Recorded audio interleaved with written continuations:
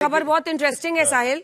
नासिक जहां से RPI candidate प्रकाश लोंढे जो कि इलेक्शंस जेल से कॉन्टेस्ट कर रहे हैं वो आगे चल रहे हैं। तो महाराष्ट्र में भी ऐसे लोग हैं। कुछ लोग घर से बाहर नहीं निकलते इसके लिए जिताते नहीं है, कुछ लोग जेल में रहते हैं फिर भी लोग जिताते हैं। कमाल है। मतलब लोग अपने अपने तरीके से सोचते हैं। देखिए दिखाइए है नागपुर और पुणे दोनों जगह ऑलमोस्ट 3/4 से ज्यादा बीजेपी की सीटें मिल रही। बिल्कुल। और स्केल ऑफ विक्ट्री देखिए, वो पार करने तक यहाँ पर किसी भी तरह का सेलिब्रेशन ना किया जाए ऐसा बताया गया है। और इसीलिए कहीं ना कहीं ये देखा जा रहा है कि तैयारियां तो पूरी हो चुकी है, लेकिन सेलिब्रेशन करने के लिए अब कहीं ना कहीं प्रतीक्षा है और लोग रुके हुए हैं। एक बार 114 का मैजिक फिगर गठबंधन पार कर ले, उसके बाद जोर शोर से यहाँ पर ढोल ताशे के साथ और मिठाइयों के साथ सेलिब्रेशन होता नजर आएगा। चलिए कुछ नतीजे भी हमारे पास आ रहे हैं। वार्ड नंबर 165 से कांग्रेस के अशरफ आजमी जीत चुके हैं। ये मुस्लिम बहुल इलाका है, वहां पर वो जीत चुके हैं। उसके साथ साथ रोहिदास लोखंडे 207 वार्ड से भारतीय जनता पार्टी के उम्मीदवार भी वहां पर जीते हैं और ये फासला भी बढ़ता जा रहा है। 69 सीटों पर भारतीय जनता पार्टी और एकनाथ शिंदे की पार्टी आगे चल रही है। दोनों का गठबंधन शिवसेना यूबीटी एमएनएस 27 सीटों पर आगे चल रहे हैं। 102 सीटों के रुझान आ चुके हैं। अभी तक आधी सीटों के भी रुझान मुंबई में पूरी तरीके से नहीं आए हुए हैं, लेकिन दूसरी तरफ पुणे और नागपुर के भीतर बड़ी जबरदस्त जीत की तरफ भारतीय जनता पार्टी बढ़ते हुए। नागपुर में 3 सीट पर तो ये ओवैसी साहब की पार्टी आगे चल रही है। नागपुर के में प्रभाग 3 में एआईएमआईएम के ओवैसी की पार्टी के 3 उम्मीदवार आगे चल रहे हैं। ये जो पोलराइजेशन है ना, मुझे लगता है कि अब बहुत ज्यादा, हाँ, मतलब जिस तरीके से ओवैसी आएंगे तो कांग्रेस से हट जाए। मुंबई में हालांकि वो नहीं हो पाया। मुंबई में वो कांग्रेस की तरफ चले गए। जो मुस्लिम वोट्स हैं वो कांग्रेस की तरफ जाते हुए नजर आ रही है। इसके लिए मुस्लिम बहुल इलाकों से तो कांग्रेस वहां पर जीत रही है,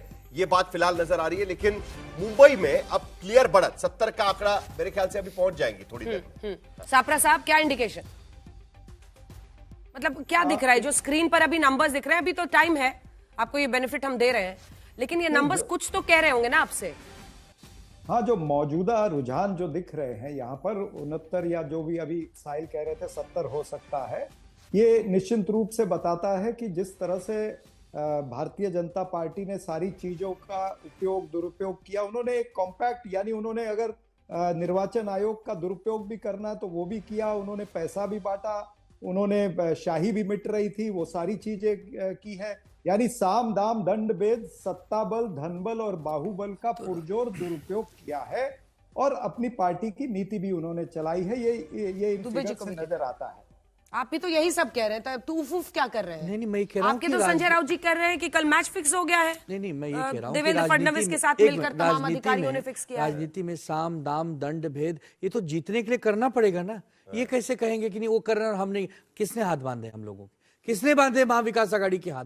हमें भी अब करना ही पड़ेगा भैया, नई राजनीति है। अच्छा साहिल, आप समझते हैं महाराष्ट्र को, क्या ठाकरे परिवार के वाकई हाथ तंग है? जैसा कि ये बार बार कह रहे हैं कि सबको साम दाम दंड भेद करना चाहिए था, क्या वाकई हाथ तंग है? साम दाम दंड भेद ये तो चलता है, और कल तक ये खबरें, परसों तक ये खबरें आ रही थी कि पैसे बांटे जा रहे हैं, और वो भी हाई राइज बिल्डिंग्स में भी पैसे बांटे जा रहे हैं। इंडिया टुडे आज तक ने वो स्टोरी भी की थी हमने कि किस तरीके से एक ही गठबंधन बांट रहा था। ये सभी लोग बांटते हैं अलग अलग तरीके, जिसके पास पैसा है वो बांटता है। लेकिन किस के पास पैसा है? अब मैं किसी का नाम नहीं लूंगा, उसके बाद आप क्यों मुझे जबरदस्ती? आपने कहा स्टोरी किसने, मैंने स्टोरी तो हमने की है, लेकिन पार्टी का नाम लेंगे तो हम फंस जाएंगे, उसके लिए अलग से सबूत लगते हैं। हम इतना जरूर कह सकते, मुझे पता है कि किसने बांटे थे और जिन्होंने बांटे उनको भी पता है, लेकिन उसके बावजूद मैं एक बात कहूंगा, लेकिन उसके बावजूद उसके आगे भी चुनाव होता है। सिर्फ पैसे बांटने से चुनाव जीत रहे होते तो सिर्फ जिनके पास बहुत पैसा है वही चुनाव जीतते हैं। ऐसे कई लोग आपको मिलेंगे कि जिनके पास पैसा नहीं है। राहुल शेवाले की जो क्या जनता बहुत चालाक है, पैसा लेके भी वोट नहीं देती है कई बार ये भी चीजें होती है। लेकिन सबसे बड़ी बात यह है कि मुंबई के अलग अलग तबके ने अलग अलग तरीके से वोट किया है, और आज की स्थिति में जो एस्पिरेशनल क्लास है मुंबई के भीतर, जो यंग क्लास है, उन्हें लगता है कि देवेंद्र फडणवीस कहीं ना कहीं उन्हें वो सत्ता दे सकते हैं, उस तरीके का नेतृत्व दे सकते हैं, और वो हमें दिख रहा है कहीं। जो हमारे तमाम दर्शक 12 बजे इस वक्त बुलेटिन में हमारे साथ जुड़ रहे हैं, मैं और साहिल जोशी हमारे सहयोगी लगातार आपको दिखा रहे हैं बीएमसी और अन्य 28 कॉर्पोरेशन के महाराष्ट्र के चुनाव के रुझान जो इशारा कर रहे हैं। ये तस्वीरें आप मुंबई की देख रहे हैं, जहां पर फिलहाल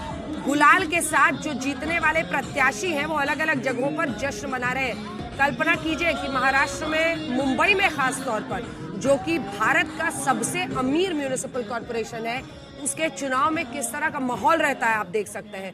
बीजेपी प्लस जो कि 69 सीटों पर आगे है, वहां पर 27 सीटों पर ठाकरे बंधु कम शरद पवार, 4 सीटों पर कांग्रेस पार्टी चल रही है। नागपुर में एक तरफा बीजेपी प्लस, पुणे में एक तरफा, ठाणे में अभी एक तरफा ही दिख रहा है। ऐसा ही संभाजी नगर में भी अगर आप देखिए तो बीजेपी 18 और 11 शिवसेना का, तो वो भी वहां पर एडवांटेजेस पोजीशन में है, हालांकि आपस में ही मुकाबला कर रहे हैं। ऐसे ही आप देखिए नासिक जहां पर 14 पर वो है और 9 सीटों पर एमवीए है, महाविकास अघाड़ी। संभाजी नगर में जैसा हमने आपको बोला थोड़ा डिवाइडेड टाइप का है मामला, क्योंकि 18 बीजेपी एक दूसरे के खिलाफ लड़ रहे हैं और सभी पार्टियां अपने अपने बलबूते पर अलग अलग चुनाव लड़ रही है। वहां पर कोई खास गठबंधन है नहीं, लेकिन 18 बीजेपी, शिवसेना 11 पर, शिवसेना यूबीटी 7 पर, एमआईएम भी वहां पर 4-5 सीटों पर, एमआईएम भी वहां पर फिलहाल आगे चल रही है। नासिक के भीतर भी बीजेपी वहां पर बढ़त बनाए हुए हैं, लेकिन उसके साथ साथ दूसरे नंबर पर एकनाथ शिंदे और अजित पवार का गठबंधन 9 सीटों पर वहां पर नजर आ रहा है, लेकिन शिवसेना यानी 13 सीटों पर, और महाविकास आघाड़ी 9 सीटों पर नासिक के भीतर नजर आ रही है। यानी वहां की स्थिति कुछ अलग शायद बन सकती है। अगर इसी तरीके की स्थिति रही तो महाविकास आघाड़ी, शिंदे और अजित पवार साथ में मिलकर वहां पर सत्ता बनाते हैं कि नहीं, वो भी देखना होगा, क्योंकि ये भी नागपुर चीजें में तो उनको लगभग बीजेपी प्लस को हो ही गया है, बहुमत हो गया है, 76 सीटों पर, 76 सीटों पर वहां पर आगे चल रही है। और मुंबई में भी अभी आंकड़ा बढ़ेगा धीरे धीरे, 12 बज चुके हैं और 12 बजे हम देख सकते हैं कि 100 सीटों के रुझान यहाँ पर आ चुके हैं। 114 चाहिए, 114 चाहिए अगर आपको वहां पर 114 चाहिए, 227 है तो 114 चाहिए। 70 सीटों पर बीजेपी प्लस आगे, 27 सीटों पर है, लेकिन क्लियर बढ़त एक तरीके से हम कह सकते हैं कि आज की स्थिति में वहां पर मिली हुई। तो ये बड़ी खबर इस वक्त की हम आपको बता रहे हैं कि तमाम म्यूनिसिपल कॉर्पोरेशंस में बीजेपी प्लस को, यानी देवेंद्र फडणवीस के नेतृत्व में जो ये महायुति है एकनाथ शिंदे के साथ, उसको साफ बढ़त मिलती हुई दिखाई दे रही है। जहां नागपुर में तो उनको क्लियर मैंडेट मिलता हुआ दिख रहा है रुझानों में, वहीं बीएमसी चुनाव में नवाब मलिक के भाई हार गए हैं। नवाब मलिक के भाई हार गए, कप्तान मलिक वहां पर हार चुके हैं और वहां पर कांग्रेस पार्टी जीती है। उस वार्ड में कांग्रेस पार्टी जीती हुई वहां पर नजर आ रही है। नवाब मलिक के भाई कप्तान मलिक वहां पर कुछ ही वोटों से आ रहे हैं, लेकिन उनको हार का सामना करना पड़ा। नवाब मलिक को इंतजार था कि शायद वो वहां पर जीतेंगे। कांग्रेस के अशरफ आजमी वहां से जीत गए हैं। 165 नंबर ये वार्ड है और वहां पर कांग्रेस के उम्मीदवार। बहुत इंटरेस्टिंग है ये सब, जब यहाँ रिजल्ट आ रहा है 78 का आंकड़ा, बहुमत के आंकड़े के पार नागपुर में जाती हुई बीजेपी दिख रही है। तो अभी अभी जो राष्ट्रीय चुनाव अधिकारी हैं उनकी तरफ से आधिकारिक रूप से जो पार्टी को अपना पर्चा भरना होता है, उन्होंने कहा है कि इसी क्रम में आज मैं राष्ट्रीय अध्यक्ष के निर्वाचन प्रक्रिया की आधिकारिक घोषणा करता हूं। भारतीय जनता पार्टी राष्ट्रीय अध्यक्ष निर्वाचन कार्यक्रम निम्नलिखित समय सारणी अनुसार राष्ट्रीय कार्यकाल में जो दफ्तर है उसमें देना होगा। नामांकन की प्रक्रिया के लिए 2 बजे से 4 बजे तक का वक्त 19 जनवरी का, नितिन नवीन और उसके बाद 20 जनवरी को, 20 जनवरी को नितिन नवीन भरेंगे। 3-4 लोग तो फॉर्म भरेंगे, अच्छा चुनाव होगा।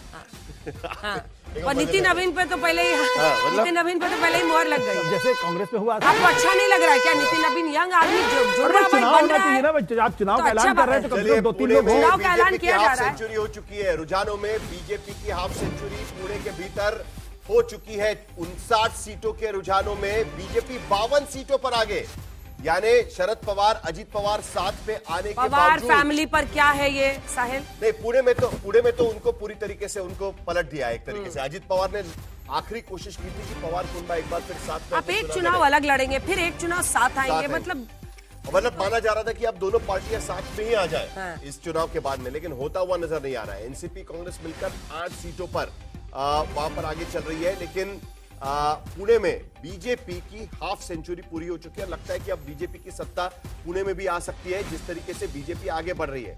इंटरेस्टिंग लड़ाई होगी नासिक के भीतर, जहां पर बीजेपी, एनसीपी और एकनाथ शिंदे और उसके साथ साथ महाविकास आघाड़ी, तीनों के बीच में लड़ाई चल रही है। लेकिन असली लड़ाई बीजेपी और अजित पवार, एकनाथ शिंदे गठबंधन के बीच में चल रही है। लेकिन मुंबई में अब स्थिति साफ होती हुई नजर आ रही है। एक के बाद एक जो नतीजे भी आ रहे हैं उसमें भी साफ नजर आ रहा है कि भारतीय जनता पार्टी अब सत्ता की तरफ जाते हुए बीजेपी का मेयर बनने की स्थिति मुंबई में होती हुई नजर आ रही है। 2/3